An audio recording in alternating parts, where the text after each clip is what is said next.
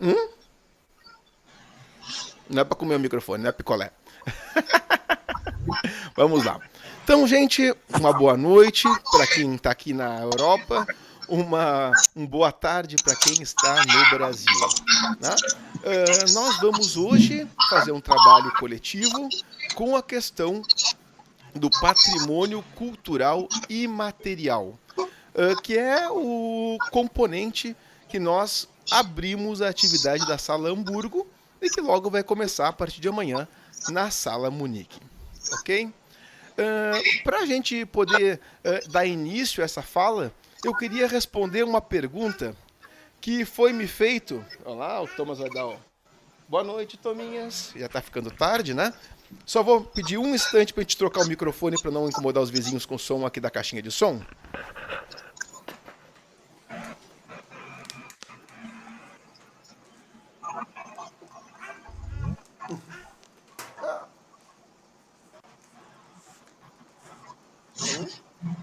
Pronto. Pronto. Obrigado por ter aguardado. Basicamente, eu gostaria de falar, começar nosso bate-papo aqui com uma pergunta que me foi feita sobre a questão de o que existia antes do século XIX.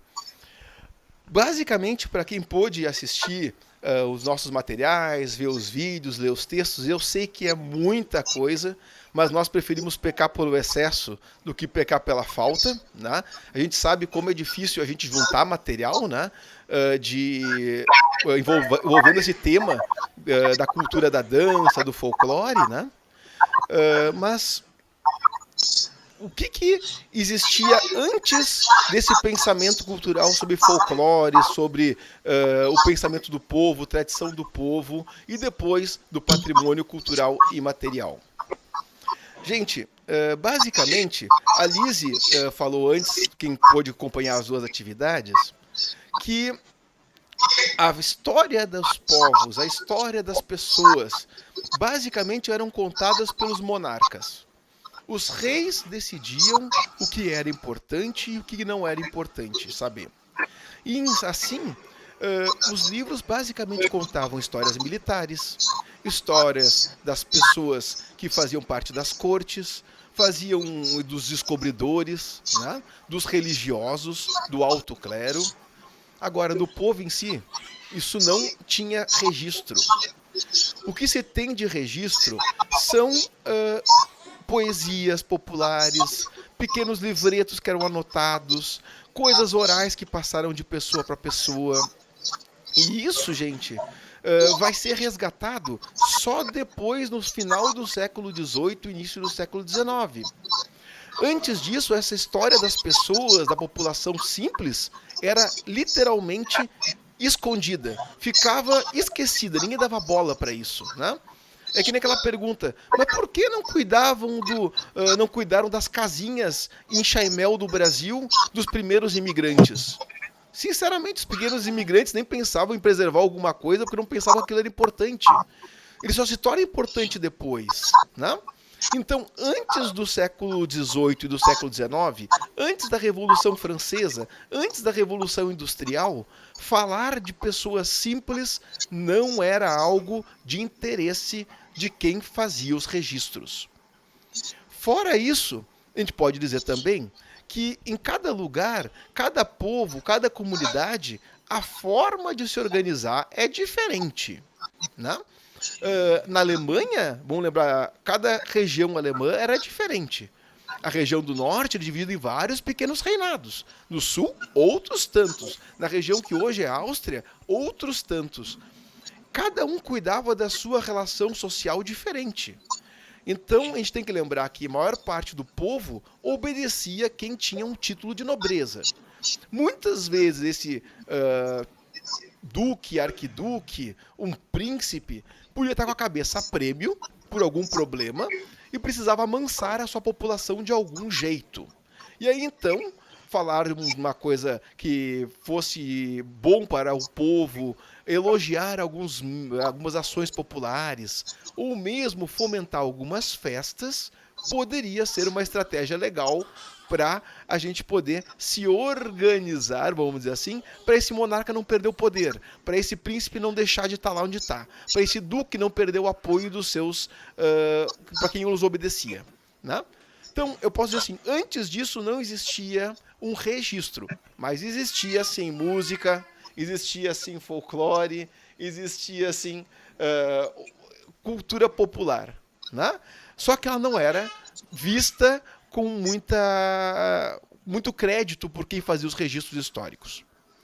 Primeira pergunta. Me perguntaram algumas coisas sobre folclore, sobre dança e sobre patrimônio cultural imaterial. Primeiro que eu quero dizer para vocês é o seguinte, gente. O que eu vou colocar aqui de conceito teórico, de definição ligado à ONU, à Unesco, a documentos sociais, é uma definição em que eu não estou falando mal do grupo que se chama A, B ou C. Simplesmente é um registro. Não quer dizer que o seu grupo de dança, que o seu coral, que a sua entidade com que se participa, que usa o termo, por exemplo, folclore, tenha que mudar. Ao contrário, gente. Mantenha-se o que tem, porque isso é história, né? Cada um de nós tem uma história, cada grupo nosso tem uma história. E o nome que se deu, o porquê do nome que se deu e quando se deu, faz parte desta história. Bom, o que eu posso dizer de antemão é que no século XVIII para o século XIX, existia um movimento chamado romantismo. Eu passei para vocês alguns textos, e vocês podem ter lido sobre ele, mas eu quero diferenciar o romantismo da Alemanha do romantismo do resto do continente. Primeiro ponto que vocês vão começar a reconhecer nas danças algumas características disso. Primeiro, no romantismo alemão, quando se precisava buscar alguma referência sobre o que é o povo, de onde é que veio o povo, qual a história do povo, eles buscavam na Idade Média. Se perguntava, como que era a Alemanha da Idade Média? Muitas vezes eles nem sabiam, mas inventavam, né? Basicamente contavam algumas histórias, umas lendas. Vão buscar ruínas de castelos, de palácios. Vão buscar ruínas de pequenas vilas. Vão buscar na literatura populesca antiga o que eles podiam buscar. Mas as lendas vão ser grande foco de histórias. E os irmãos Grimm vão ser fundamentais para isso, né? Então, o que a gente vai começar a ver? Vou contar uma história pagã que depois foi cristianizada. Por exemplo, de uma árvore que era enfeitada para poder convencer as demais árvores que estavam na volta dela, mortas no inverno, que elas deveriam voltar à vida.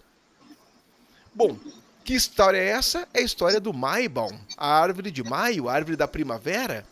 Vários de vocês já ouviram falar do Bändertanz, a dança do pau de fitas? Já ouviram falar de várias festas que destacam, por exemplo, das espadas, a Schwertetanz, a Fackeltanz. Vamos destacar, por exemplo, várias histórias ligadas à saída do inverno e o retorno do calor com a primavera. Isso, gente, volta a estar a visão, volta a público nesse período do século XIX. Por quê? Porque o que era popular era bom. Por que o que era popular era bom? Por um motivo simples. O romantismo vai buscar, primeiro, destacar esses elementos da população, não dos reis, a população da Idade Média. Segundo, vão buscar destacar o Estado, o país, né? O que a gente pode destacar quanto nacionalismo? O que é nacional? Né? O que eu tenho que dar força? E essa nação alemã só vai surgir a partir de 1871 como país. Mas os vários ducados e principados vão fazer parte desse processo, né? Segundo, também, vão dar destaque à literatura, à língua. E a língua alemã passa a ganhar um destaque especial, né? Para quê? Para exatamente buscar estimular as pessoas. Né, Thomas? O Thomas está aqui vendo sua participação especial, que é dar contribuições aqui também, né? Nesse processo todo, vai surgir o termo folclore. folclore, uma construção do povo, o estudo do povo, o estudo da cultura popular. Vou fazer uma pergunta para vocês. Quem é que faz os primeiros registros populares? São pessoas que têm que saber ler e escrever. Segundo, são pessoas que têm que ter metodologia. Eu tenho que saber o que eu quero pesquisar, como eu quero pesquisar e anotar. Nunca tinha sido feito isso antes. E aí eles começam a fazer esse processo de pesquisa, esse processo de registros. Vão começar a buscar o quê? Teatro popular. Vão começar a olhar o povo, como é que era a casa do povo. Como é que o povo vai na igreja. Como é que o povo se veste. Como é que o povo dança. Como é que o povo vai na festa. Só que, sinceramente, quem estava fazendo isso não gostava lá muito do povo, não. Então, quando o povo fazia uma coisa que eles não gostavam muito, simplesmente eles ignoravam ou mudavam no registro. Isso é bem normal.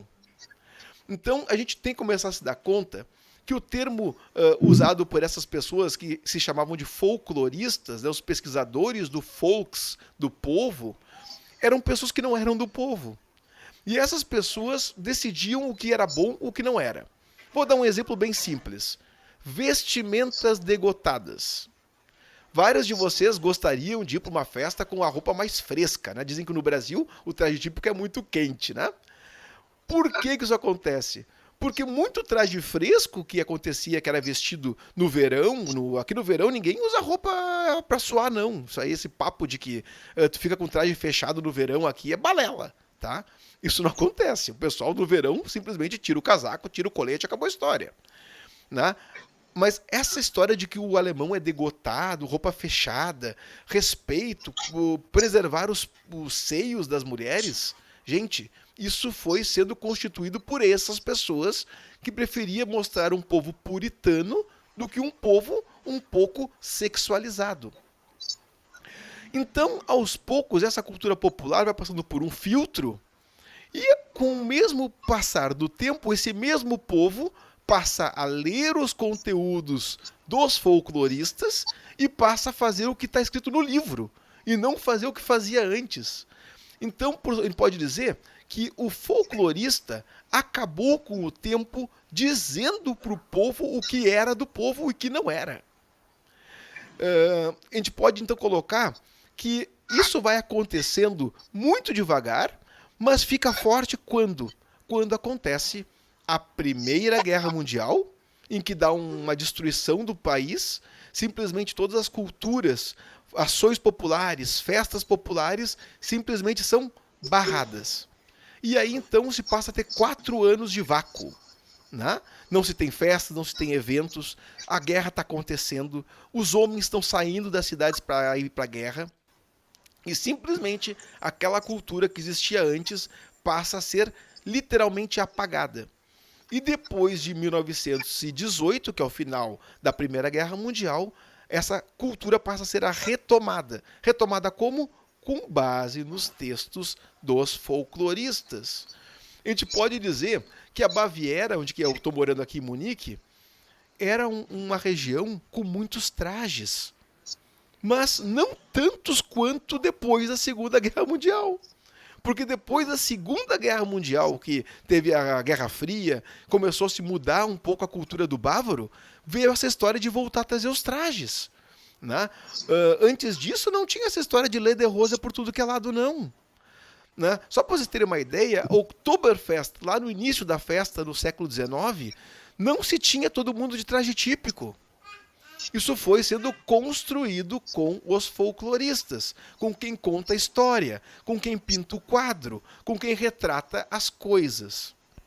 Então, hoje em dia, no século XX, quando alguém usa o termo folclore, geralmente os estudiosos, os pensadores, quem faz as leis, muitas vezes, está se referindo a quê? Ao Negrinho do Pastoreio, ao Boitatá, ao Saci Pererê, as lendas, né? E não está se falando do povo em si, do fazer o café passado, ou de poder fazer o hábito de bordar um tecido com dizeres bíblicos. Não está se falando disso de folclore, né? isso está acontecendo em função de outras tradições e que as pessoas no Brasil passaram a chamar isso de folclore. Então, o termo folclórico é um termo que a gente discute o uso. Por que que os nossos grupos de danças alemãs, principalmente de dança, mas tem outros grupos de coral, por exemplo, também acontece isso, por que que os nossos grupos usam o termo folclórico? Grupo de danças folclóricas alemãs. Eu acho que 80% dos grupos do Brasil usam esse termo em português, né? Grupo de dança folclórica alemã. A resposta me parece que foi pela falta de uma outra palavra de traduzir os nomes dos grupos da Alemanha. A Alemanha e a Áustria tinham o quê? Os Volkstanzgruppen, ou Singt und Volkstanzgruppen. E essa tradução de Singt und Volkstanzgruppe, que é grupo de dança popular ou grupo de música popular, passa a ser traduzido como grupo de dança folclórico. O Volks, que era para ser povo típico tradicional, passa a ser visto como folclore. E a tradução que é feita no Brasil, principalmente nos anos 40, nos anos 50, passa a ser dizer que os grupos de danças diziam grupo de dança folclórica alemã. E aí nós temos uma mudança da forma de pensar. Porque o teuto brasileiro, o descendente de alemão, o nosso dançarino do nosso grupo de dança, ele não está pensando que a gente é um grupo de danças de folclore do boitatá, que está ligado ao negrinho do pastoreio ou está ligado, por exemplo, a Rapunzel. Os nossos grupos, quando falam em folclore alemão, eles estão falando do quê? Das tradições da Alemanha. Então, a gente acabou, nos nossos grupos, dando um novo significado para a palavra folclore. Né? A gente passa a dar um novo sentido para essa palavra que já era muito popular, mas entre os estudiosos. Vamos lembrar que esses estudiosos eram estudiosos quase que informais. Muitas vezes eram médicos, advogados, eram pessoas que cuidavam do museu da cidade, não tinham um método muito claro para como cuidar disso, né? E a gente acaba tendo literalmente muita gente de boa vontade. As pessoas queriam fazer a coisa legal, mas às vezes tangenciavam, vamos dizer assim, o pensamento mais técnico para poder fazer um registro. Além disso, vou dar um exemplo para vocês. Falando de um tema que é bem clássico, dança típica alemã, ok? Quantos de vocês conhecem uma dança chamada Kreuzkönig? Quantos de vocês conhecem uma dança chamada Das Fenster? Quantos de vocês conhecem uma dança chamada Schaumburger? Quantos de vocês conhecem danças e danças, Oldenburger Doppelquadrilha? Ah, mas isso é uma dança folclórica alemã. Gente, essas danças foram claramente produzidas por pessoas amantes da cultura alemã, que adoravam a cultura alemã depois da Primeira Guerra Mundial. Essas pessoas se uniram através de uma associação de pesquisadores, pessoas de Berlim, da Áustria, pessoas da Baviera, pessoas do Lüneburger Heide, lá na região do Niedersachsen. E essas pessoas juntas passaram a compor músicas e danças. Só para vocês terem uma ideia, às vezes pegava a música lá da Áustria, como a Das Fenster, e pegava uma coreografia de um colega lá do norte. Montavam uma dança nova.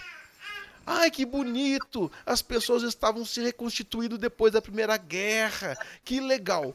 Todo mundo conhece de grupo de dança essa história do movimento jovem de 1920. O que vocês não sabem é que grande parte desse movimento jovem de 1920 era formado por pessoas que logo depois ingressaram nos partidos nazistas. E que esse nacionalismo que fez as danças do Kreuzkönig, do Das Fenster, do Schaumburger, foram as mesmas pessoas que iam levantar a mãozinha do Heil Hitler, que mostravam seus trajes típicos em desfiles para o Führer e acabavam tendo uma relação ligada intimamente ao partido social, né, do povo alemão. Isso claramente a gente não conta. E não só conta, como muitos de vocês nem sabiam disso. Por que vocês não sabiam disso? Porque o folclore apaga o que é ruim. É a tradição dessa cultura do folclorista de destacar o que é bom. A dança é bonita, a música é legal, parece música da Disney, né? Vocês vão ouvir aquelas músicas, parecem música do enredo do Fantasia, da Branca de Neve. Porque são músicas bonitas, a coreografia é bonita. O problema é que a gente apaga o lado que não é legal. E isso é o problema do que a gente vai identificar no século XIX. Esse movimento romântico que vai querer destacar o povo e vai destacar o país, dar força para essa nova Alemanha que vai entrar, né? Que vai dar força para o teatro, para o traje típico, ele também vai esconder os ritos pagãos, vai esconder as ações que supostamente eram deturpadas do povo. E isso, gente, vai aos poucos criando um apagamento. E vai ter um novo ensinamento da cultura, do que é a cultura alemã. Isso não é ruim, isso não é bom, não é uma questão de julgamento, mas simplesmente a gente tem que tomar noção de que o que nós fazemos hoje, o que nós dançamos hoje, é uma releitura, é um filtro daquilo que foi feito por muitos e muitos anos aqui na Alemanha. Se vocês forem observar, com o tempo, principalmente depois da Segunda Guerra Mundial, passa a se organizar um mundo através de grandes associações, a ONU, a Unesco, né? E a Unesco vai ser responsável pelo mantenimento da cultura. E quando se faz essa questão cultural, a pergunta é: o que se deve preservar da cultura do mundo e o que eu devo deixar de lado da cultura do mundo? Né? E passou-se a ter metodologias claras, ações claras de o que se deve preservar, o que não se deve preservar. Passou-se a selecionar metodologias para não se esquecer de alguns detalhes. Não é só pegar o lado bom, é mostrar num todo o que é a cultura, a história, o patrimônio da sociedade. E aí então se passa a ter uma frase, né? uma designação, perdão, que era muito clássica, do patrimônio histórico. Essa palavra já era utilizada, esse termo já era utilizado, mas com o tempo ele vai sendo expandido para patrimônio cultural. Não era mais só a história, era o patrimônio num todo. E então passa a se dizer o que se deve preservar e o que não se deve preservar. Né? De certa maneira a gente pode dizer isso. Né? O que acontece é que esse termo patrimônio cultural, né, o que vem a herança, o que é do pai, o que vem da família, né, mas no caso, o patrimônio da sociedade, ele passa então a agrupar vários elementos da cultura. Teatro, música, as artes demonstrativas pictóricas, as pinturas, esculturas. Vamos destacar os museus, né? Vamos destacar também um conjunto de tradições da gastronomia, tradições da religião, por exemplo, os tapetes dos desfiles, como é que eram feitos. E esse patrimônio, primeiramente, vai ser destacado o patrimônio material. O que é importante em termos de material, de prédios, de esculturas, de pinturas, de material que é tátil, que nós podemos guardar. Depois disso, passou-se então a ver o patrimônio imaterial. É aquele patrimônio em que se guarda o hábito, a tradição, o método, a forma de fazer. Não é mais meramente o objeto em si, mas é o processo. Né, Thomas? A mamãe dele tá fazendo uma besteirinha para ele rir bastante aqui, né? Bom. Bom, nesse processo, então, a dança e a música passam a ser parte deste patrimônio. E aí a gente pode dizer que dentro de uma Constituição do século XX, e agora entra no século XXI, o termo patrimônio histórico, o patrimônio cultural imaterial passam a abranger mais o termo as artes ligadas à tradição do povo do que meramente só o que o folclore dizia. O folclore ele é mais restrito, né? Existe no Rio Grande do Sul, por exemplo, o Instituto Gaúcho de Tradição e Folclore. Ele existe ainda. Né? Existe também vários institutos ligados a várias regiões ou mesmo países que querem destacar o folclore regional para dar a identidade do país. Contudo, a ideia de patrimônio cultural e imaterial, ele amplia essa relação. Ele captura essa relação de uma forma mais ampla. E, por sua vez, então, passa a dar subsídios para que a gente possa formar dentro dos nossos grupos espaços para defender certas tradições. Isso, gente, é um diferencial. Vou citar um exemplo.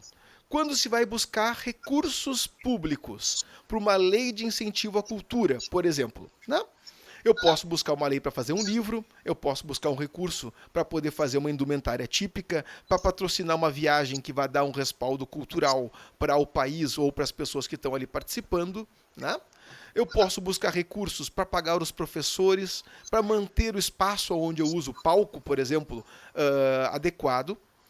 E esse projeto vai pedir área de atuação.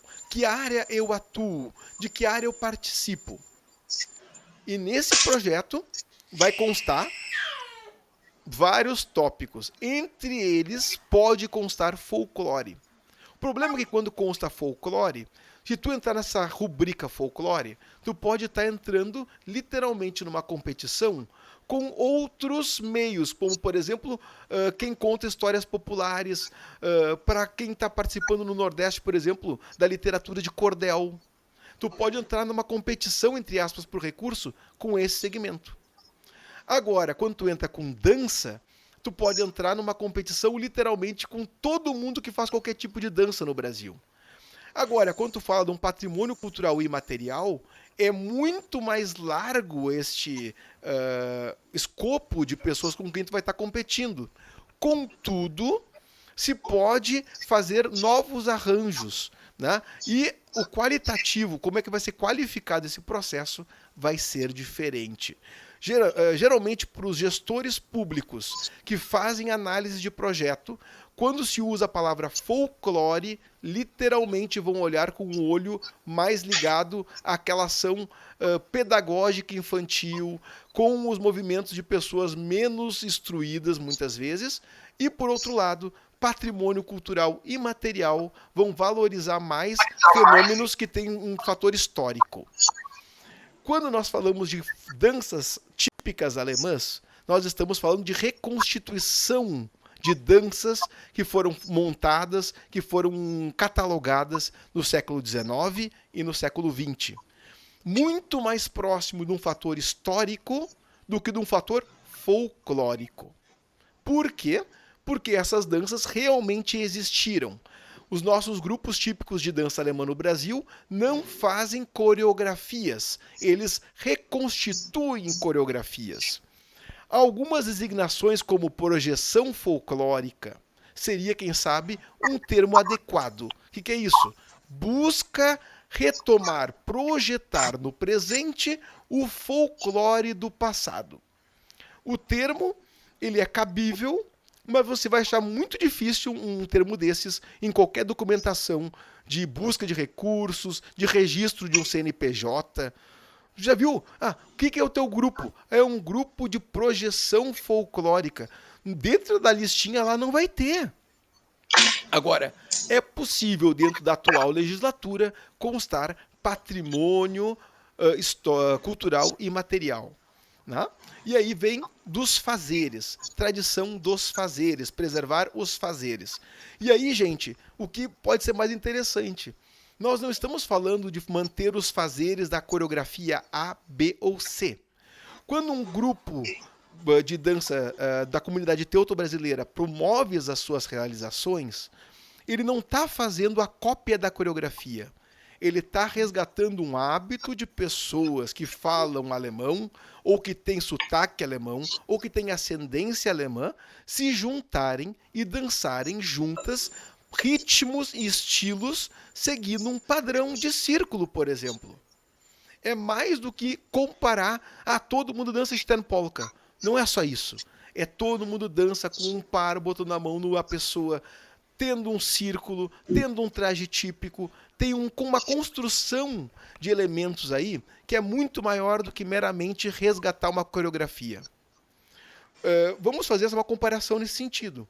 Se eu fosse comparar meramente o valor coreográfico para justificar a existência de um grupo, eu pegava um grupo de balé altamente qualificado lá do Bolshoi de Santa Catarina, ou que veio lá da Rússia, né?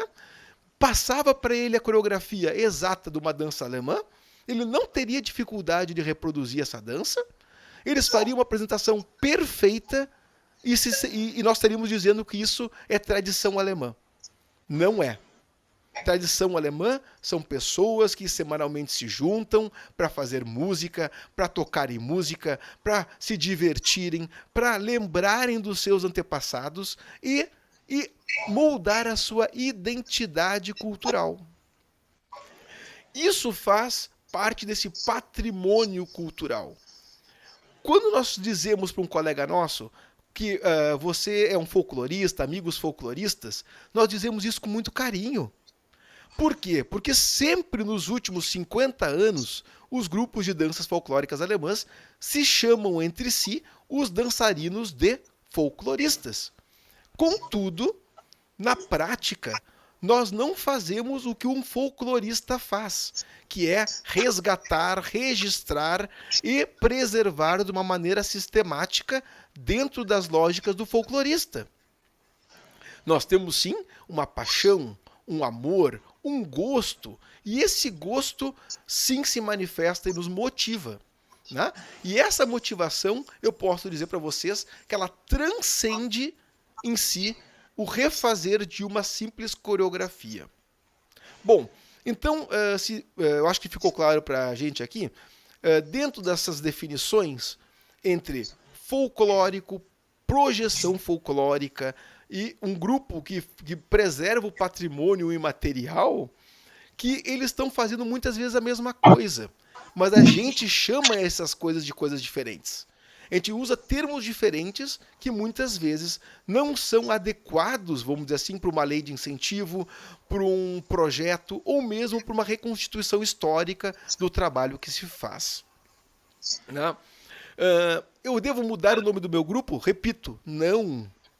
Quando eu chamei um grupo de danças lá de Igrejinha, em 1984, de um grupo de danças folclóricas alemãs, Kirchleimburg, por exemplo, é um grupo que surgiu com pessoas simples buscando fazer a diferença. E dali saiu essa pesquisa de nomes. Buscaram as referências que eles tinham. E isso é muito importante, porque se a gente apagar essa história, se nós passarmos uma borracha nessa história, nós vamos fazer exatamente o que os folcloristas fizeram, que é exatamente apagar aquilo que supostamente é visto como errado, é visto como aquilo que está incorreto. E não é isso. É uma questão de significante e de significado. O que os nossos trabalhos fazem é reconstituir um espaço social entre indivíduos que preservam elementos de uma identidade de cultura alemã. E essa identidade de cultura alemã, basicamente, a gente está falando aqui de danças, de músicas, de ritmos, de usar indumentárias. Isso é o que nós chamamos aí dessa cultura teuto-brasileira. Gente, eu fiz essa introdução de 30 minutos e eu gostaria de contar com vocês com alguns apontamentos. Eu recebi de vocês pelo Classroom, pelo Google Classroom, algumas informações. E eu também deixei disponível lá no nosso Facebook espaço para que vocês possam também mandar questionamentos para que o bate-papo possa acontecer ou falar aqui mesmo pelo nosso ambiente. Né? Podem abrir o áudio se vocês quiserem, né? O vídeo. Né? Todo o material que nós estamos aqui conversando vai ser depois disponibilizado de forma no YouTube, né? Aberto do curso, como foi os demais vídeos. Né? E eu gostaria de fazer uma pergunta simples para vocês. Né? Hoje, as entidades com que vocês fazem parte, não precisa ser um grupo de dança, pode ser um grupo coral ou mesmo um grupo de pessoas que gostam de cultura alemã, né? Não tem necessidade de ser dançarino, né? Como os grupos de vocês se relacionam com essa palavra folclore? Alguém gostaria de poder me dar um apontamento sobre isso?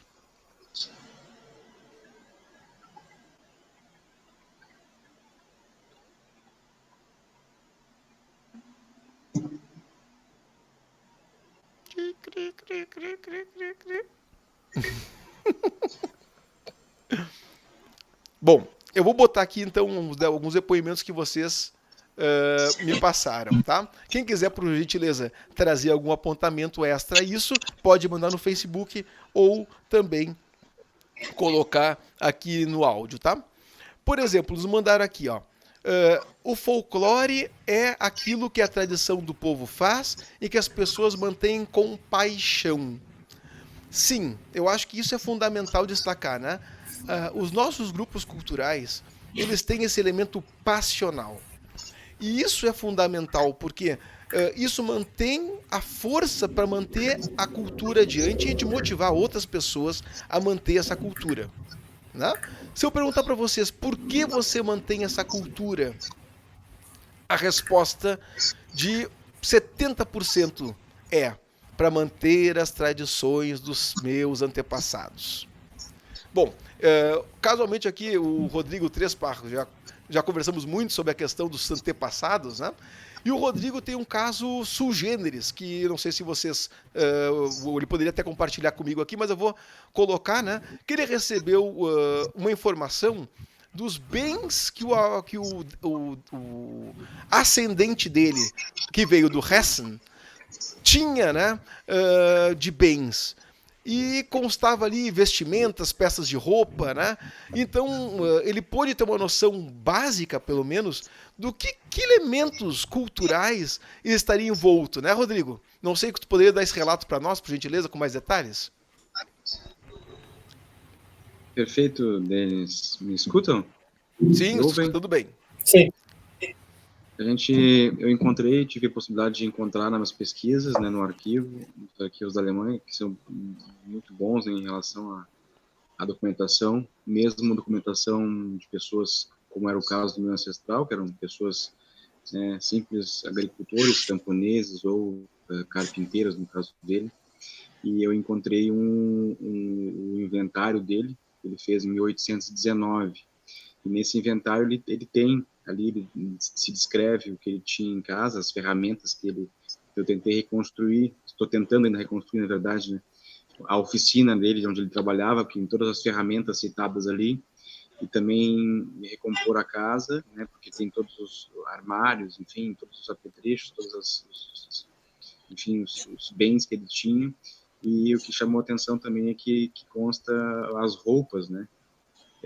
Uma pena, inclusive algumas roupas, como a casaca, né, inclusive casaca azul, enfim, é uma pena a gente não ter detalhes assim sobre, no caso do chapéu, né, uma coisa que eu gostaria muito de saber, que eu procuro muito, que o chapéu da região de Hessen não é comum, né, não é esse, a gente não encontra em muitos grupos de dança alemã, mesmo lá eles não têm dificuldade de encontrar, não tem registro disso.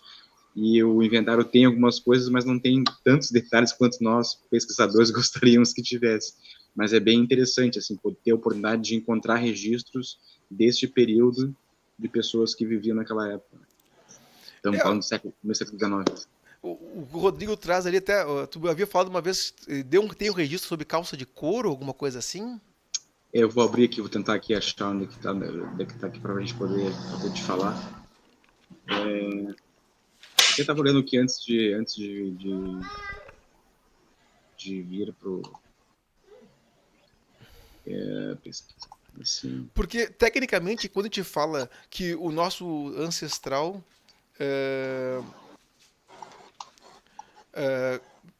quando o ancestral se manifesta, né? Como é que ele fazia? Ele cantava? Será que ele tocava um instrumento musical? Será que o nosso ancestral dançava? Se ele dançava o quê? Né? Se ele usou um traje típico, que traje típico ele usou? Quando a gente está no nosso grupo, a gente está querendo fazer essa ponte com o passado. A gente quer projetar esse passado da família. E quando a gente diz para o nosso, num palco, né, numa apresentação, e a gente diz assim, olha, eu mantenho as tradições do meu antepassado, nós estamos projetando o que nós gostaríamos que esse antepassado fizesse. A gente não tem noção se ele um dia gostou de traje típico. O caso do Rodrigo, por favor, né? Eu encontrei o vestuário dele aqui, ele tinha, né, uma casaca azul, sem maiores detalhes, uma roupa de trabalho para homem, não muito específico também, um par de calças de couro, né, um colete, um chapéu, um par de sapatos, um cachecol e 2 pares de meia. Então, assim, uma roupa ele era um carpinteiro, de uma pessoa simples, né? E tudo isso em números muito pequenos, assim, sem grande quantidade. Claro, tem outras coisas sobre casa, enfim, ferramentas, alguns termos ainda que eu não consegui encontrar a tradução. E a gente está tentando, até por isso que eu falei contigo, né, com outras pessoas na Alemanha também, alguns termos para ferramentas e algumas coisas de casa a gente não encontrou ainda. Mas eu achei muito interessante, embora sem muitos detalhes, a gente ter a oportunidade de saber mais ou menos como ele se vestir, né? Por exemplo, sabe que ele usava uma calça de couro, chapéu, uma casaca azul, enfim, um cachecol. Isso é fantástico. Estamos falando do começo do século XIX. Tu podes buscar, por exemplo, o Rodrigo agora, tendo essa informação, ele pode pegar um Votivtafel, que é um pequeno cartão pintado, né, para geralmente agradecer a um milagre, a uma graça ganha numa igreja. E os católicos geralmente botavam por um santo essa pequena pintura representando o seu cotidiano, o seu dia a dia. E lá aparecem trajes típicos das pessoas. Quem sabe o Rodrigo consegue achar lá no Hessen, próximo da região dele, uma Votivtafel com um desenho bem simples de alguém dançando, alguém com um casaco e uma calça de couro. O Rodrigo tem uma situação sui generis de poder pensar e projetar que é possível que aquela roupa tenha sido a roupa que o antepassado dele tinha no inventário. Agora a pergunta é, quantos de vocês, e eu também não tenho isso, quantos de vocês têm essa informação para poder dizer que o seu ancestral, que o seu antepassado tinha uma relação minimamente folclórica, minimamente de usar uma vestimenta típica, de fazer um ritual tradicional? Quantos de nós tem isso, né?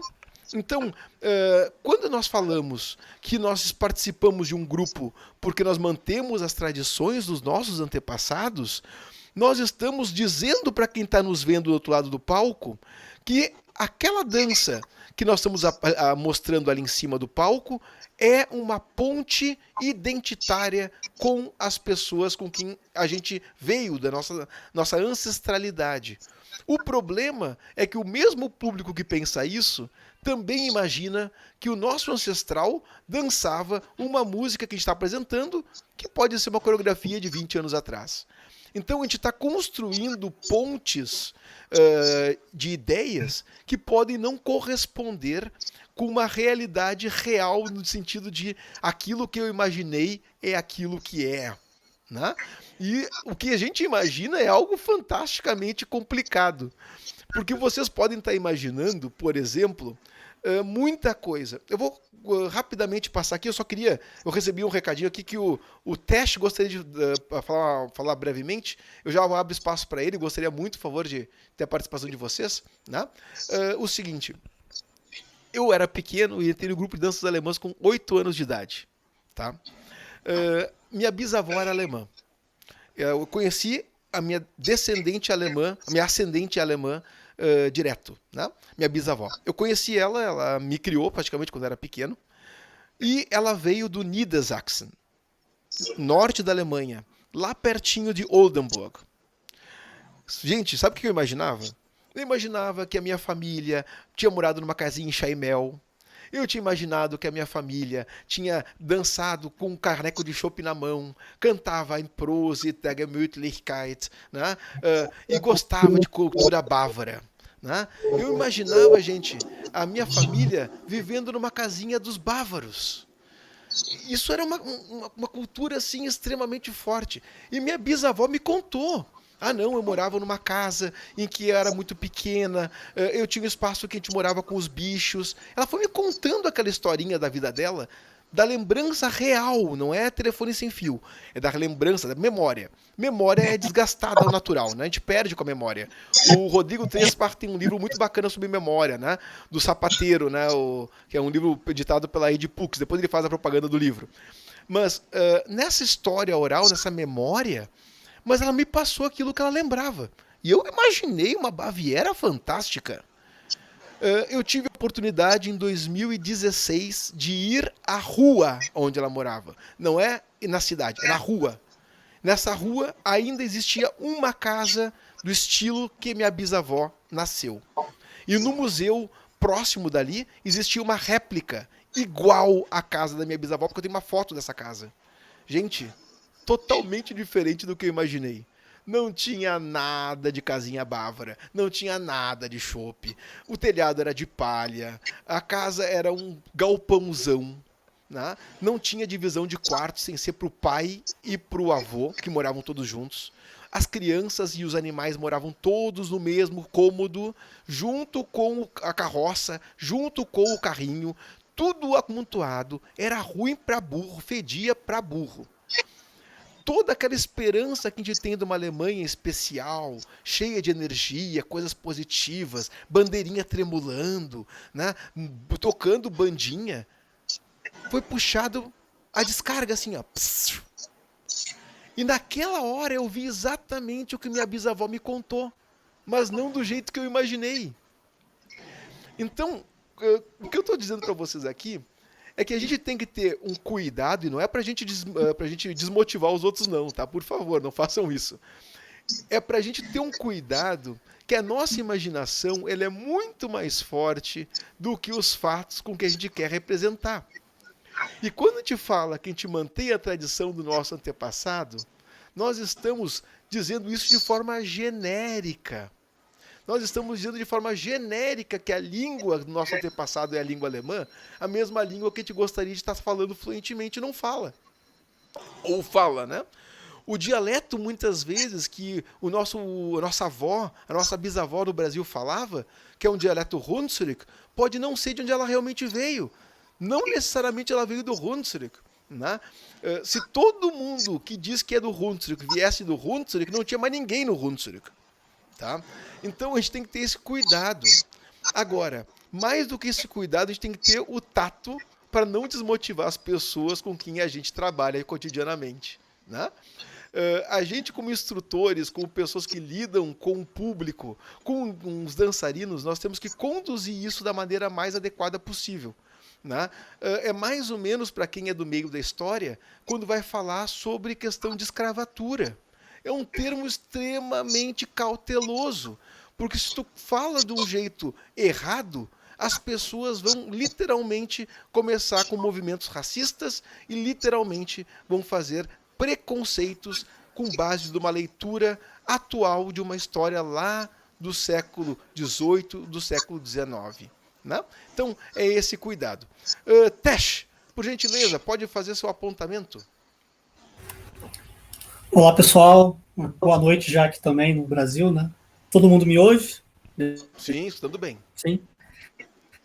Então, assim, eu ia começar respondendo sobre a pergunta que você fez de como os integrantes lidam com a questão do folclore dentro do grupo, mas, aproveitando esse gancho que você deu até da tua experiência, o Rodrigo também falou um pouco, e isso que você falou sobre como a gente constrói na nossa cabeça uma coisa idealizada, né?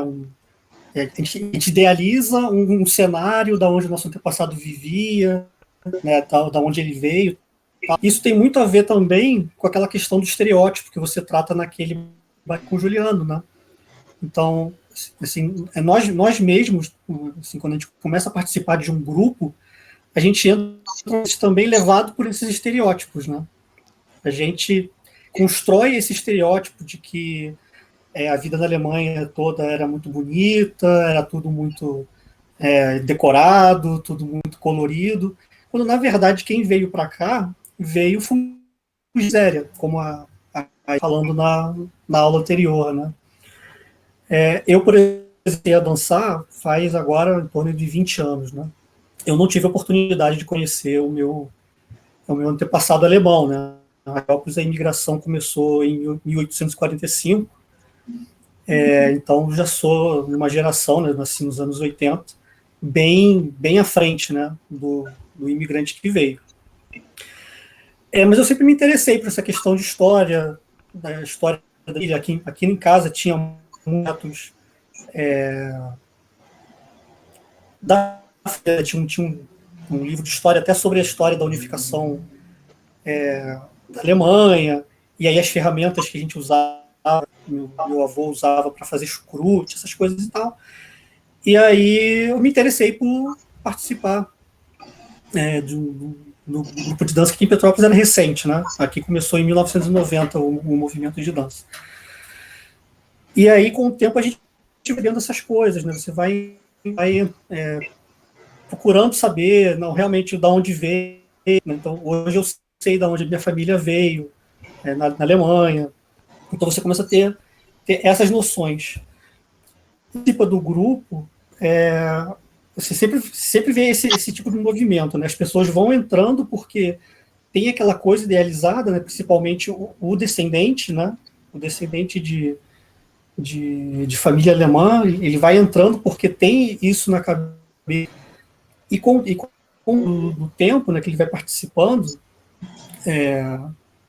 aqui no Blumenberg, que a gente tem essa preocupação de passar um pouco dessa realidade social, né, que era, na verdade, o imigrante alemão, isso vai sendo, como você falou, a gente vai tentando desconstruir, mas sem desmotivar, né, porque a gente quer que as pessoas continuem participando, né, da atividade, né, mas eu acho que é essa experiência que eu queria colocar, né, que tem a ver muito com essa questão do homem, né, essas construções que a gente faz tem a ver com essa questão do estereótipo, né. Eu acho fantástico esse teu apontamento aí, eu acho que muita gente vai se reconhecer também no que tu colocaste, né? Eu faria um exemplo muito simples, né? Nós temos uma casa histórica no nosso município e nós queremos preservar essa casa. O problema é que metade da casa caiu. E a gente quer que essa casa fique bonita, que essa casa seja vista da forma como ela era na época XYZ. O que nós fazemos? Vamos atrás de informação, pesquisamos, vamos buscar uma foto da casa como ela era, e assim vai, né? Para reconstruí-la certinha. O problema é quando a gente não tem foto, não tem livro, não tem registro, o que se faz? Usa a imaginação. Quanto mais pedras falta na casa, mais chance da gente fazer a coisa ficar torta, né? Em outras palavras, quando a gente faz isso, a gente não está deixando, de certa maneira, de seguir um estereótipo que está na nossa cabeça. Esse exemplo aqui é a casa do imigrante alemão de São Leopoldo, tá? A casa que representa a primeira leva de imigrantes alemães lá na cidade de São Leopoldo atualmente, né? Que é a chamada Casa do Imigrante, é uma casa açoriana. Ela era uma casa de estilo português, com janelas de estilo português e com portas de um lugar muito simples de casa de pau a pique. Se você for lá hoje, ela tem um falso enxaimel colado do lado de fora. Quem foi o retardado que pegou e alterou a casa para parecer alemã? Se os imigrantes alemães foram para essa casa, não é porque ela era dos imigrantes, é porque ela era de outro antes dela, da Real Feitoria do Linho Cânhamo. Mas é a famosa história dos estereótipos. Nós queremos fazer com que a casinha pareça ser alemã. Então alguém pegou, simplesmente, deliberadamente ou de forma errônea, não sei. Aí quem sabe se o Rodrigo conhece melhor essa história pode me auxiliar, né? Mas sinceramente, deturparam com a casa e hoje arrumá-la é pior do que fazer uma casa nova. Mas a gente segue os estereótipos porque imagina que o descendente de alemão que vai para São Leopoldo quer ver a casinha em Chaimel. E a gente acaba optando por dar para o povo aquilo que o povo quer. Nem sempre aquilo corresponde a uma realidade. E aí que me parece o grande valor do patrimônio cultural imaterial. A lógica do patrimônio cultural imaterial e do patrimônio cultural material pensado pela Unesco é buscar restaurar essa casa da melhor forma possível, desviando dos estereótipos. Quando um grupo cultural nosso opta por botar dentro de um palco um barril de chopp com canecos para que os seus dançarinos interpretem o Prosit, façam toda uma cenografia quase igual ao Hofbräuhaus de Munique, nós não estamos fazendo a ponte com o que é o nosso patrimônio. Nós estamos buscando diretamente o estereótipo. Porque esse estereótipo dá ibope. Esse estereótipo ajuda a ganhar aplausos. Por outro lado, esse estereótipo não reconstrói a realidade dos nossos antepassados, mesmo daqueles que a gente não conheceu. Então, e eu acho nessa questão que tu trouxeste bem, né? As pessoas vêm para os nossos grupos buscando fechar as pontes culturais que lhes faltam. Elas querem ter, além da alegria da dança, da motivação, elas querem conectar-se com seus antepassados de uma maneira psicológica, né? E muitas vezes, na alegria de querer manter essas pessoas, se pode fazer um bom de um desserviço. Né? E aí que vem o nosso olhar. Ok, o nosso grupo se chama folclórico, beleza, mantém ele com alegria. Agora, não precisa deturpar mais do que os folcloristas já fizeram no século XIX. Né?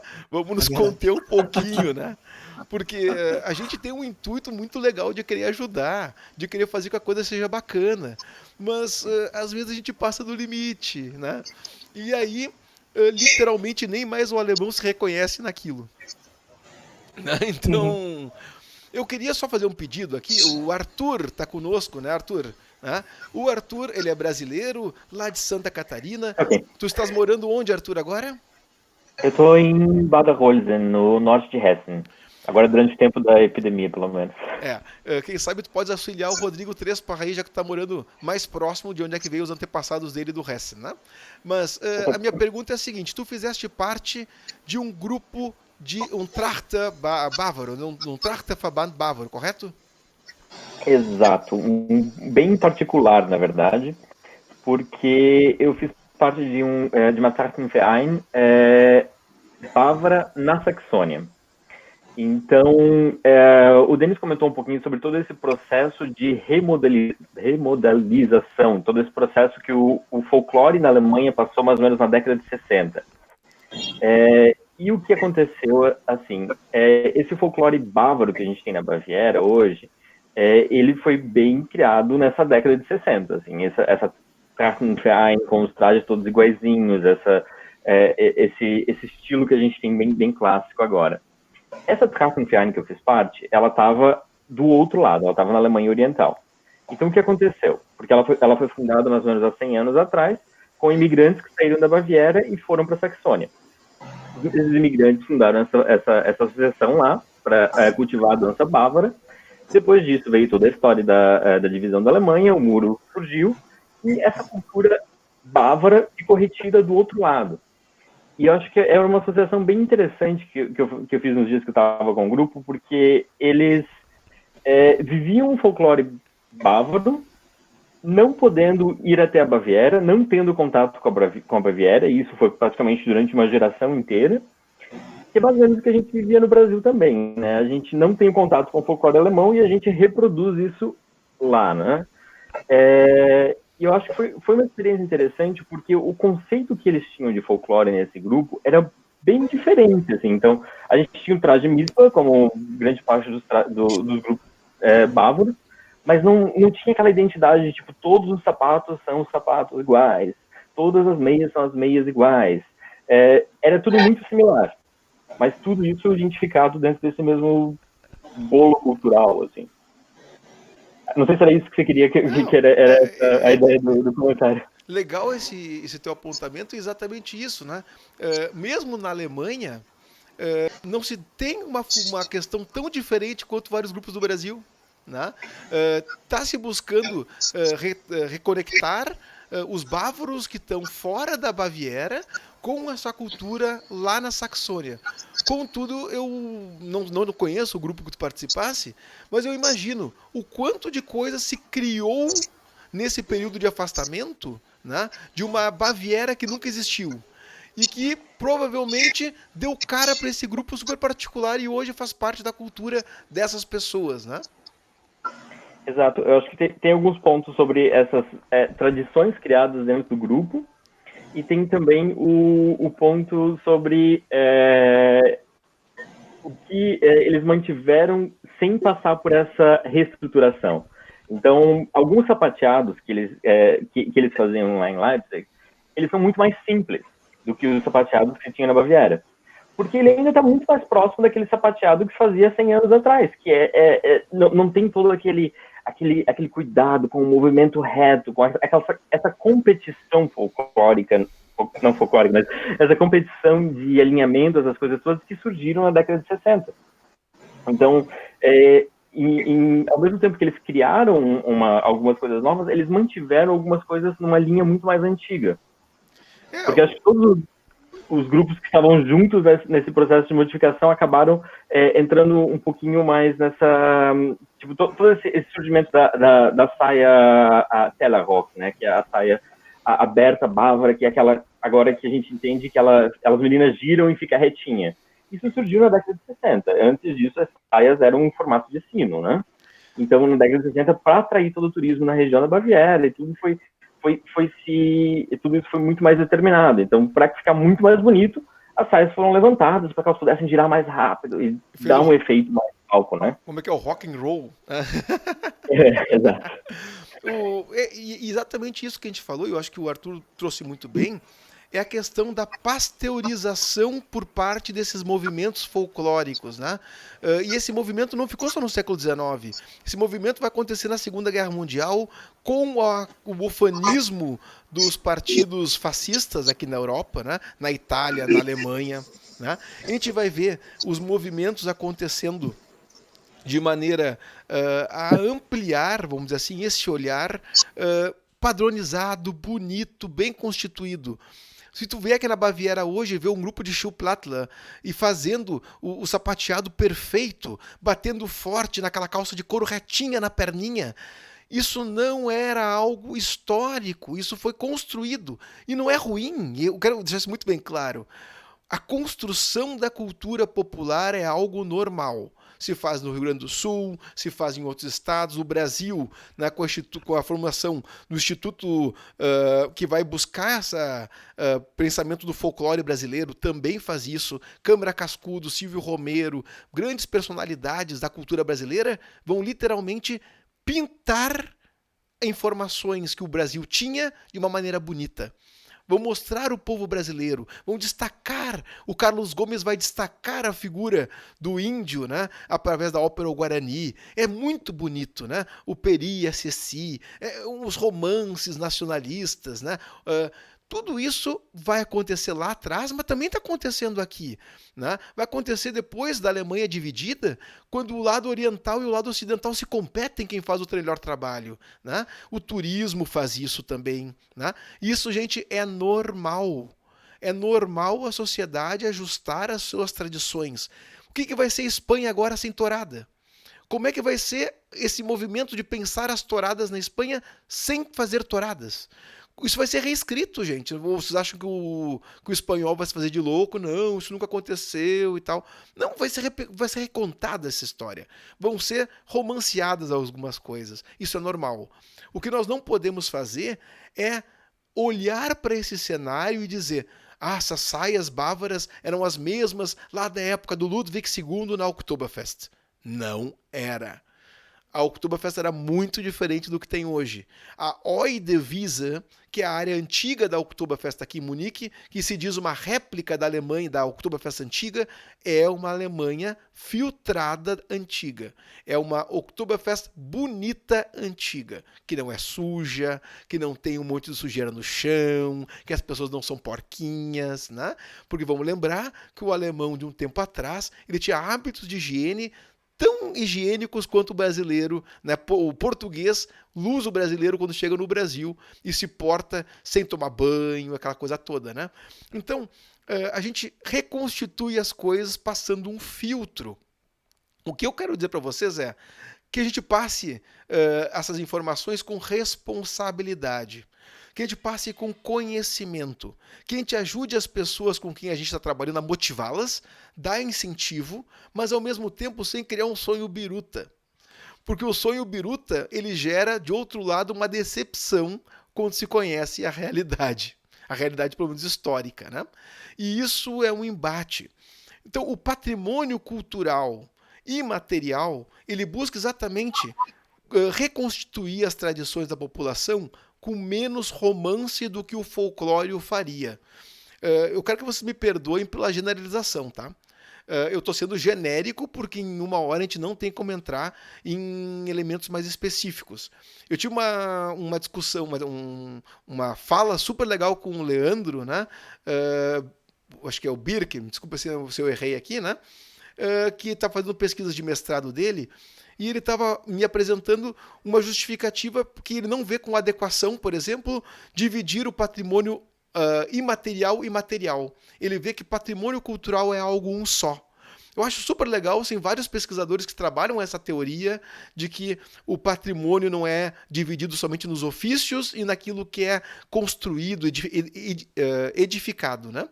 Contudo, eu vejo que as coisas podem ser pensadas de uma maneira menos complicada para trabalhar com os nossos grupos, né? Vamos seguir aqui, ó. A Rosana mandou, né, que ela gostaria de saber mais sobre os projetos para conseguir recursos comentados no vídeo, né, que o Juliano e eu participamos.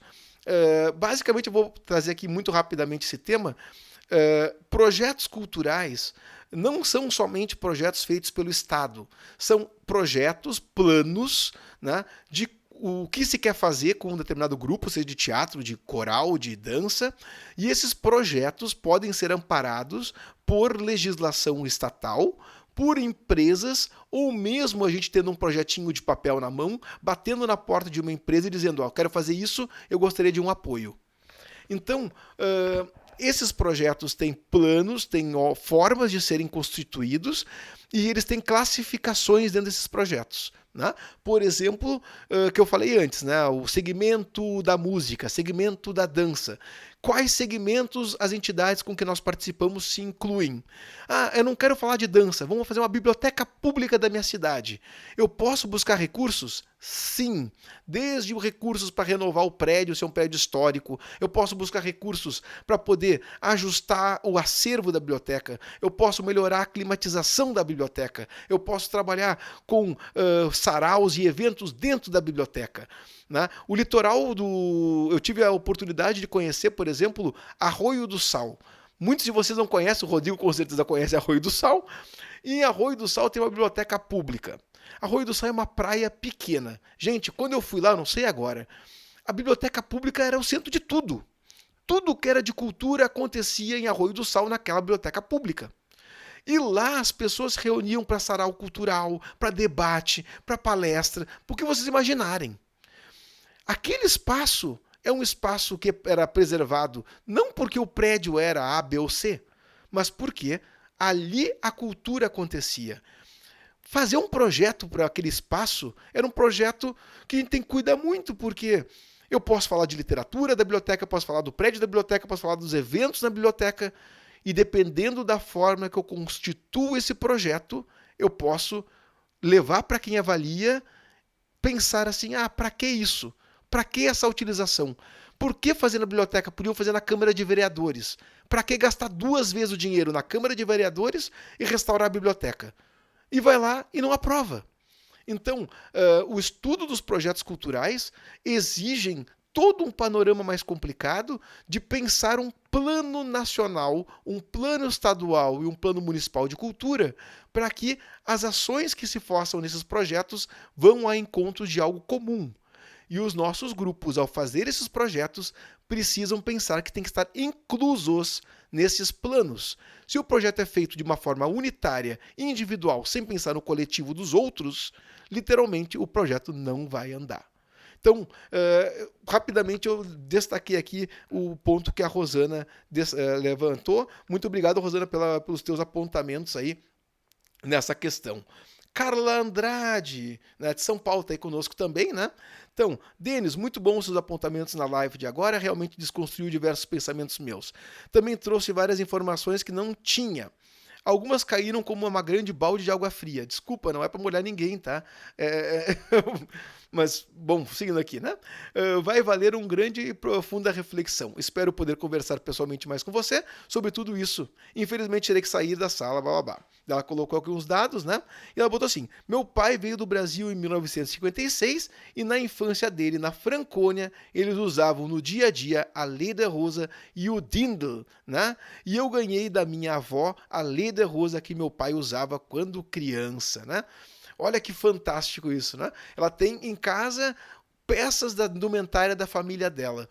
O que eu posso dizer para vocês é o seguinte, especificamente do comentário da Carla: a Franconia é uma situação bem específica, o reino dos francos é a França, e a Franconia é uma área que supostamente existe uma relação étnico-cultural com a França, lá do período da Idade Média e depois.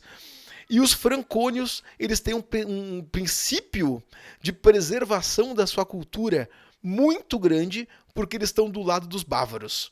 E quem está do lado dos bávaros tem que se preservar, porque senão é engolido.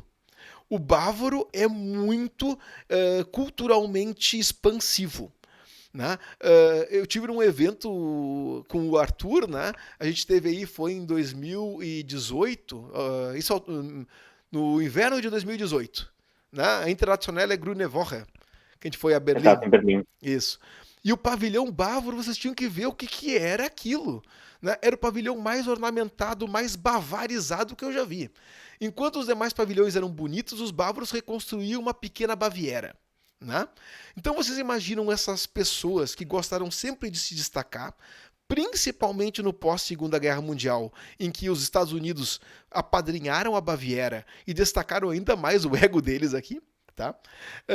Se os francônios que estão dentro da Baviera, mas não se consideram bávaros, se eles não preservarem as suas identidades de uma maneira bastante ostensiva, com traje típico, com festa, sinceramente eles não estavam mais aqui hoje.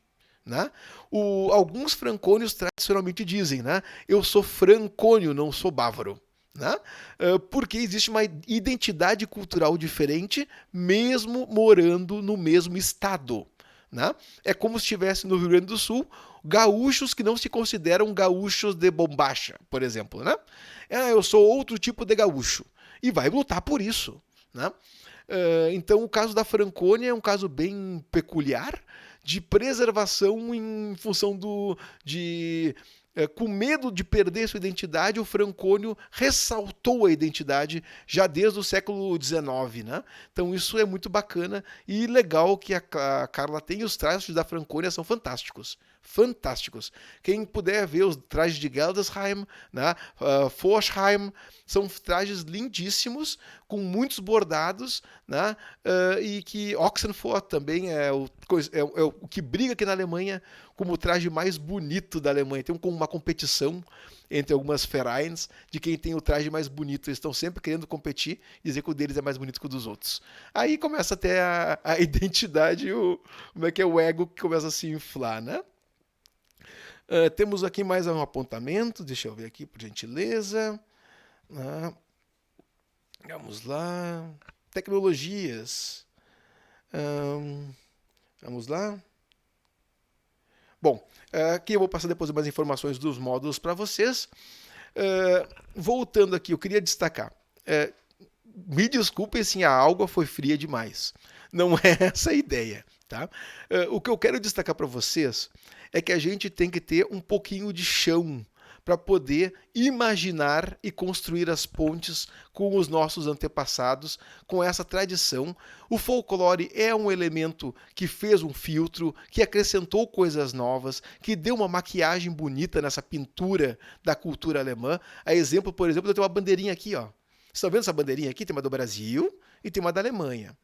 Eu botei essa bandeirinha no fundo porque ela faz o estereótipo da cultura alemã e vocês vão se identificar. Ó, a bandeirinha alemã está aqui. Tá? Isso aqui, uma bandeirinha alemã, tem a ver com uma realidade do século XIX que depois foi trabalhada com todo um princípio de flâmulas, de destacar os símbolos, né, nacionais. Como ladear bandeiras é algo que motiva as pessoas. Olha no futebol como isso faz parte da gente, né? E a gente gosta de botar bandeirinhas preta, vermelha, dourada. Apesar que de vez em quando comete a gafe de botar virada e parecer a bandeira da Bélgica, né? Então, assim, quando eu faço isso, eu estou querendo conectar a minha identidade alemã com a de vocês. E a gente criar uma ponte comum. Não deixe de ser um estereótipo. Vamos ser reais. É um estereótipo. O problema é quando eu saio dessa bandeira para fazer uma bandeira de parede inteira atrás da casa e eu faço uma pintura de uma Oktoberfest de 1810 com uma bandeira dessa que nunca existiu naquela época. Aí é o problema. É quando eu começo a juntar as coisas de modo diferente. E aí a gente começa a criar, em vez de um estereótipo, a gente passa a criar uma nova informação que está desconectada da realidade. Né? Eu vou lembrar de novo, meus parentes do Niedersachsen nunca foram bávaros. E eu fiz essa montagem na minha cabeça.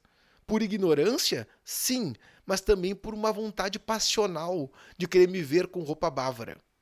Hoje eu me sinto bem aqui na Baviera usando lederhosen e roupa bávara, tá? Não tem nada contra, eu acho muito bacana, os grupos da gente que usem bastante. Isso representa bem essa cultura alemã. Mas a gente tem que ter minimamente condição de conhecer isso sem fazer com que a nossa expectativa suba demais, para que quando a água fria venha, fique frio demais. Entenderam o tópico que eu quero chegar? Não é negar, é só evitar que o tombo seja alto demais. Né? Evitemos o estereótipo porque o tombo não destrua com nossos grupos, com as nossas identidades. Imagina um grupo de danças da Alemanha, um coral da Alemanha, uma banda da Alemanha, indo para o seu município onde você está. Tá? E esse grupo da Alemanha, ele está vivendo o estereótipo da Alemanha, o estereótipo aqui da Baviera, o estereótipo lá do Niedersachsen, o estereótipo do Hessen, ok? Lá do Palatinado, dos Hunsrück. E aí, essas pessoas chegam na cidade de vocês, e aí um grupo de uma escola, alunos de uma escola, querendo mostrar danças alemãs para esse grupo da Alemanha, mostra a linda dança da marreca. E esses músicos da banda começam a rir. Isso aconteceu. Não é exemplo, é verdade. A banda começou a rir das crianças, porque eles não se aguentaram. Não foi mal educação. Eles não se aguentaram quando o professor disse: nós fazemos cultura alemã, vamos mostrar para vocês agora. E aí começou: cuida bem da sua marreca. Os caras ficaram com uma cara de não sabiam onde botar o queixo. Né? E uns começaram a rir de nervosos. Falar para essas crianças que aquela cultura que eles estavam fazendo não era uma cultura alemã, era uma forma de dar um banho frio nessas crianças. E elas não merecem isso. Elas não merecem essa realidade. Imagina elas depois de adultas se vendo num vídeo dançando a dança da marreca ou dançando o Fliegerlied com um traje típico ou uma invenção de traje típico, porque o professor buscou fazer o seu melhor. A pessoa queria fazer o seu melhor, mas o desvio estava longe demais da realidade. Aí o tombo dói. Dói em quem faz, dói em quem vê. E aí o trabalho de quem bolou isso, que era de super boa vontade, de muito carinho, de muita dedicação, vira um desserviço. Então, por isso eu volto aqui para fazer esse fechamento. Queria agradecer todos vocês por essa 1h18 agora que nós estamos conversando, né? Para a gente analisar muito bem folclore, projeção folclórica, projetar o folclore que foi construído lá no século XIX, no século XX, e nós pensarmos nessa construção do que nós fazemos hoje. Eu não digo para a gente tirar todos os estereótipos, a bandeirinha continua aqui, eu não arranquei ela fora. Mas façam isso de uma maneira mais light. Façam o estereótipo de uma maneira mais educada. Vou dar algumas dicas de leitura que eu acho que são muito importantes para a gente poder pensar. Primeiro, quem puder e quem achar esse livro, eu tenho esse livro chegou na minha mão por sorte. Uma publicação dos anos 70 que passa pela Universidade de São Paulo, em que eles mostram como eram as danças típicas dos países. Feito pela Universidade de Educação Física, pelo curso de Educação Física, Faculdade de Educação Física lá de São Paulo. É um show de horror. São publicações assim que falam exatamente da dança alemã. Tu entra com um barril de chopp em cima do palco, levanta, fala Prosit, aí as mulheres batem as pernas, mão a mão em cima das pernas, eles chamam isso de Schuhplattler, aí depois eles saem com um carrinho de mão. A dança austríaca não vai muito longe disso, não. Aí vem dança italiana, em que mistura um cacho de vinho, de uva com garrafa de vinho. Quem tiver esse livro, leia só para ver o que não deve fazer. Tá? Eu tentei escrever para a pessoa que fez essa publicação há 40 anos atrás e não consegui localizar quem foi a autora. Segunda publicação que eu acho fundamental, e agora invertida, positiva. Não é porque o Rodrigo está aí, 1824 é uma publicação muito boa. Né? Já conversei com o Rodrigo Tresparra algumas vezes sobre esse livro, pela qualidade em que ele buscou trazer de facilitar a linguagem, contextualizar a Alemanha antes da imigração, contextualizar o Brasil antes da imigração e o que veio aí, né, para frente. É um livro acessível, fácil de ler, fácil de achar, pode inclusive pegar a versão digital. Busquem a publicação, porque não é só uma história da imigração. Ele transcende isso e é muito bacana buscar esses livros. E vocês podem buscar aí outros títulos do Rodrigo Trespar. A gente pode passar uma lista, o Rodrigo mesmo pode nos passar uma lista das publicações de fácil localização, como exemplo das histórias não mal contadas, que com um bom humor, né, ele consegue dar esse panorama do que está acontecendo na Primeira e na Segunda Guerra Mundial, na história do Brasil, na questão da escravatura, entre outras questões. Importante. Filme. Querem conhecer um filme que fala dessa realidade alemã do século XIX para o século XX? Como é que viviam essas pessoas? A Fita Branca, das Weiße Band. Né? É um filme todo em preto e branco, feito faz alguns anos, ganhou Oscar esse filme. Ele mostra como é que era uma vila no norte da Alemanha antes da Primeira Guerra Mundial. Muito interessante. É um filme que tem uma história muito pesada, mas pesada no sentido assim, de ter crimes que têm que ser solucionados. O roteiro é interessante, né? E vocês podem analisar como é que essa vila vivia, como é que o professor vive, como é que andava de um lado para outro. E a gente vai ver que nessa época ainda, isso 1910, 1908, 9, não lembro exatamente, porque acaba o filme com o início da Primeira Guerra Mundial. Isso não é spoiler.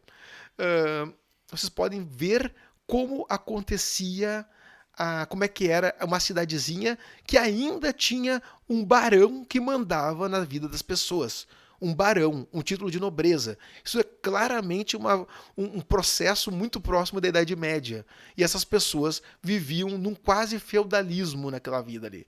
Então, vocês entenderem como é que era o período, principalmente quem imigrou para o Brasil no início do século XX, final do século XIX. Muito bom o filme. Tem no Brasil legenda, tudo direitinho. Né? A Fita Branca. Né? Não preciso nem dizer o Die Neue Heimat, né? Um filme longo, mas aí todo falado em Hunsrück, mostra a realidade de uma pessoa, de um menino, de um rapaz, que quer ir para o Brasil no período da imigração. E vocês vão ver como é que é a vida dessas pessoas nesta Alemanha do século XIX. Muito bom o filme, mas tem que ter uma paciência porque ele é longo. Mas não olhem só a história, olhem como é que se vestem, onde estão morando. A reconstituição histórica é bem legal, nunca é perfeita, mas é bem legal e ajuda essa nossa construção da nossa cabeça, né, do que é o Hunsrück do século XIX, montar aí um panorama e entender um pouco melhor. O pessoal é falado no dialeto Hunsrück, né, diferente, obviamente, do Hunsrückisch do Brasil, mas dá para entender bastante coisa. E se vocês tiverem sorte, conseguem pegar uma versão que tem a tradução do Strasburger, que é um brasileiro que fez legendas para esse filme. Então, se vocês tiverem sorte, conseguem pegar o filme do Strasburger com as legendas. Caríssimos, eu estourei aqui agora o meu tempo, né? Estamos chegando na nossa 1h30, né, em 6 minutos. Eu queria agradecer a todos pelas contribuições. De novo dizendo, fiz generalizações, inevitável eu generalizar aqui. Não tem como a gente fazer um olhar amplo sem cair em espaços mais abertos e decorrer, obviamente, de alguns erros gerais.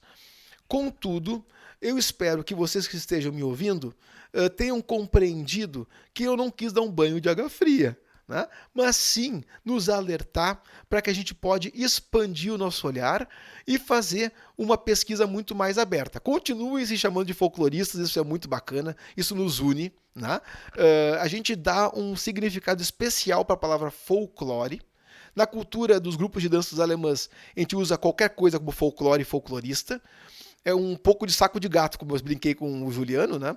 Mas nós nos reconhecemos como folcloristas e é muito difícil a gente tirar essa palavra do nosso vocabulário.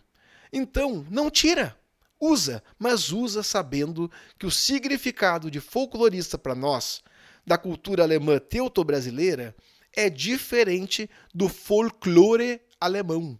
Aqui é Volkstanz, aqui é Volksmusik, aqui é Trachtenverein. São outros termos que não querem dizer folclore. E aí eu não vou entrar no meio, a Cláudia Santana vai vir aí em breve, dentro de alguns dias, para nos trazer o termo germânico, como é que um Trachtenverein funciona, como é que um Volkstanzgruppe funciona, qual é a diferença aqui na Alemanha de um grupo para outro, porque no Brasil a gente sabe que a gente usa essas denominações diferentes, mas os nossos grupos seguem mais ou menos a mesma característica, né? Isso não é demérito, mas a gente tem que saber que na Alemanha os diferentes nomes representam diferentes formas de fazer este trabalho cultural. Ok? Muito obrigado.